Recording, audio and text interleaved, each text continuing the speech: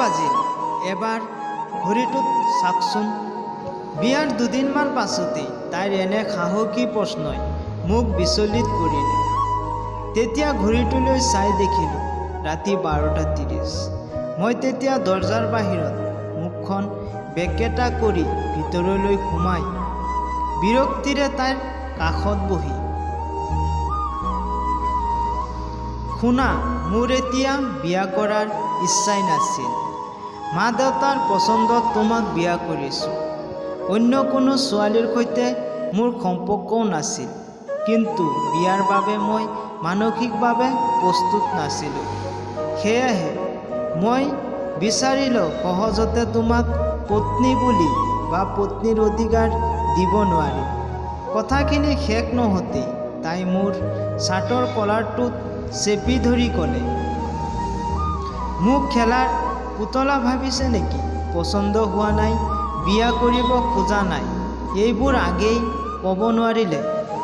নিজৰ মাৰ মন ৰক্ষা কৰাৰ বাবে মোৰ সকলো আশা স্বপ্নক বলিদান দিবলৈ অধিকাৰ ক'ত পালে আপুনি? বিয়া কৰাৰ ইচ্ছা নাই, সেয়া মোক আগতেই ক'ব পাৰিলেহেঁতেন। মই বিয়া ভাঙি দিলোঁ হয়। মাৰ প্ৰতি ভণ্ড ভক্তি শ্ৰদ্ধা দেখুৱাব গৈ মোৰ জীৱনটো কিয় এনেদৰে নষ্ট কৰিলে? মইতো আপোনাৰ কোনো ক্ষতি কৰা নাছিলোঁ। কাপুৰুষ কৈয়েই মোক কলাৰটো এৰি দিলে। তাই আকৌ ক'লে, যি হ'বৰ আছিল সেয়াতো হ'লেই, পত্নীৰ অধিকাৰ আপোনাকো দিয়া নহয়। যাওক, তলত গৈ শুই থাকক। আজিৰ পৰা মোৰ বিচনাত একদমেই শুব নোৱাৰিব। মই বাধ্য ল'ৰাৰ দৰে চুপচাপ হৈ মজিয়াত গামোচা এখন পাৰি শুবলৈ ল'লোঁ। মনে মনে ভাবিছোঁ, কেনে গুণ্ডা টাইপৰ দেখোন ঐ এইজনী। জীৱনত তেনে ছোৱালী দেখা নাই। চেন হৈ ঘৰলৈ আহি ফেঁচা হৈ শুই আছোঁ, তাতে আকৌ বিচনাখনো নাই। আকৌ এইজনীৰ লগত গোটেই জীৱনটো। হে ভগৱান, মোক মাৰি নিয়া, মোৰ জীৱনটো বৰবাদ হৈ গ'ল।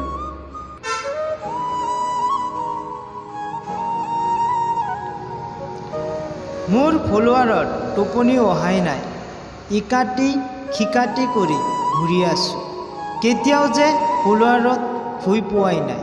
কিন্তু আজি নিজৰ অমতত বিয়া কৰাৰ বাবেই ফলোৱাৰত শুব লগা হ'ল, তাতে আকৌ মহৰ আন্দোলন। ইচ, সহ্য হোৱা নাই। ইমানবোৰৰ পিছতো কেতিয়া যে চকুত চিলমিল টোপনি আহিবলৈ ধৰিলেই গমেই নাপালোঁ। হঠাৎ সজাগ হৈ দেখিলোঁ মোৰ গাত কোনো এক ব্লেংকেট ঢাকি দিছে। মনটোত অলপ স্থিৰ আহিল। গুণ্ডা হ'লেও মানুহ ভাল, মনত দয়া মায়া আছে।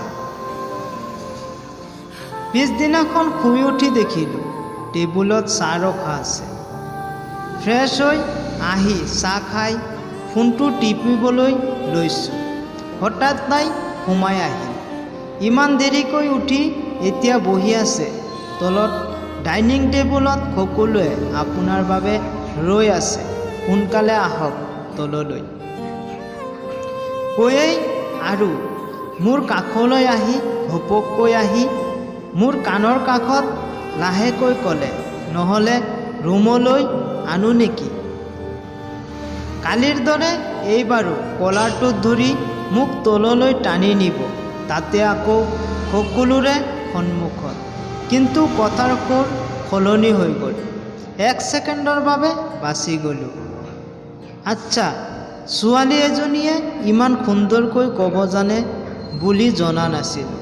ৰাতিটো ভাবিছিলোঁ একেবাৰে হিটলাৰৰ নাতিয়েকজনী মোৰ লাইফত আছিল, এতিয়া দেখোন মায়াময়ী।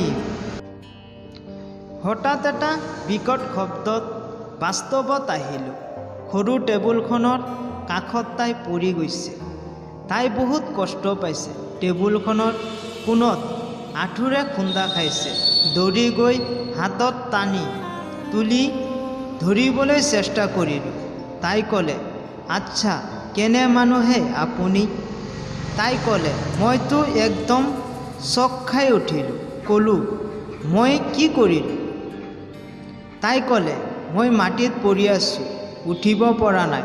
কোলাত লৈ মোক বিচনাত শুৱাই দিয়াৰ পৰিৱৰ্তে মোৰ হাতখনহে টানি আছে।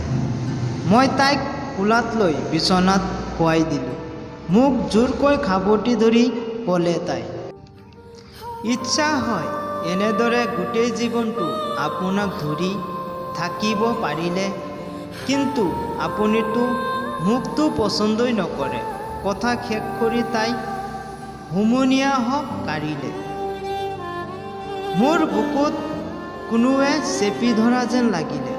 মোৰো ক'বলৈ ইচ্ছা গ'ল, কপালত চুমা এটা দি, পাগলী, ময়ো যে তোমাক ভাল পাই পেলাইছোঁ। কিন্তু নোৱাৰিলোঁ। নাজানো কোনোবা এটা শক্তিয়ে মোক বাধা দিলে। এই সুযোগত তাই মোক ঠেলি বিচনাত পেলাই দৌৰি ওলাই গ'ল। তাই ওলাই যোৱাৰ সময়ত ঘড়ীখন চালোঁ, একেবাৰে ঠিক ঠাক। তাতে আকৌ লেঙেৰাই নগৈ দৌৰিছে।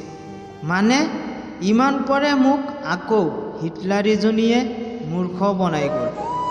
ধেৎ, ফুল পাগলীৰ এইজনী। পাগলীটোৰ সৈতে এনেদৰে প্ৰেম কৰিয়েই পাৰ হৈ গ'ল 2টা বছৰ। এতিয়া ইজনে সিজনক এৰি একো ভাবিব নোৱাৰোঁ। মোৰ পাগলীজনী এতিয়া গৰ্ভৱতী। আজি বাচ্চা জন্ম হোৱাৰ তাৰিখ দিছে ডাক্তৰজনে। মই অফিচত আহিলোঁ। হঠাৎ দেউতাৰ ফোন পাই দৌৰি আহিলোঁ হস্পিটালত। গৈয়েই শুনিলোঁ মোৰ ঘৰত হেনো এজনী সৰু ৰাজকন্যা আহিছে। কিন্তু মোৰ পাগলীটোৰ কোনো শব্দ শুনা নাই। ভয়ত জিকাৰ খাই উঠিলোঁ। বহুতৰ মুখত শুনিছোঁ বাচ্চা জন্ম দিয়েই মৃত্যু হৈছে বহুত প্ৰসূতিৰ। সেই ভয়ত বেবী বিচৰা নাছিলোঁ, কিন্তু তাই আকৌ ওলোটা, বেবী লাগিবই। সেই ইচ্ছা পূৰণ কৰিবলৈ গৈ আৰু ভাবিবলৈ পৰা নাই। 1 ছেকেণ্ডো নষ্ট নকৰাকৈ এক প্ৰকাৰ দৌৰি গ'লোঁ কেবিনলৈ। গৈ দেখিলোঁ বেবীটোৱে হাত ভৰি লৰচৰ কৰি চাই আছে, কিন্তু মোৰ পত্নীৰ চকু বন্ধ কৰি আছে। তাইৰ নিশ্বাস আছেনে নাই তাক পৰীক্ষা কৰাৰ ধৈৰ্য নহ'ল। জোৰকৈ ধৰি চিৎকাৰ কৰিলোঁ। হঠাৎ মোৰ কাণখনত দুখ পালোঁ। দেখিলোঁ তাই মোৰ কাণত লতিত লাহেকৈ কামুৰি দিছে। কি ভাবিছিলা, তোমাক অকলশৰীয়া কৰি গুচি যাম নেকি? আৰে পাগল, নাযাওঁ। মই গুচি গ'লে তোমাক খং উঠাই জ্বলাব কোনে? ময়ো বুকুত জোৰকৈ খাবটি ধৰি ৰাখিলোঁ আৰু ৰ'ব নোৱাৰিলোঁ। মই জীৱনত প্ৰথমবাৰৰ বাবে কোনো নাৰীৰ বাবে কান্দিবলৈ ধৰিলোঁ। তেনেকৈয়ে ক'লোঁ, ভাল পাওঁ বহুত, ভাল পাওঁ অ' পাগলীটোক, এৰি নাযাওঁ কেতিয়াও। প্ৰিয় বন্ধু বান্ধৱীসকল, এই ভিডিঅ'টোৰ জৰিয়তে আপোনালোকৰ জীৱনলৈ যদি ন্যূনতম উপকাৰী হয়, তেনেহ'লে প্লিজ এটা লাইক কৰি চেনেলটো ছাবস্ক্ৰাইব কৰি ল'ব। কাৰণ আপোনালোকৰ এটা লাইক মোৰ আৰু পৰৱৰ্তী ভিডিঅ' বনাবলৈ বহু বেছি মটিভেট কৰে। তো আজিলৈ ইমানেই। ভালে থাকক, সুস্থ থাকক, কৌশলে থাকক। জয় আই অসম।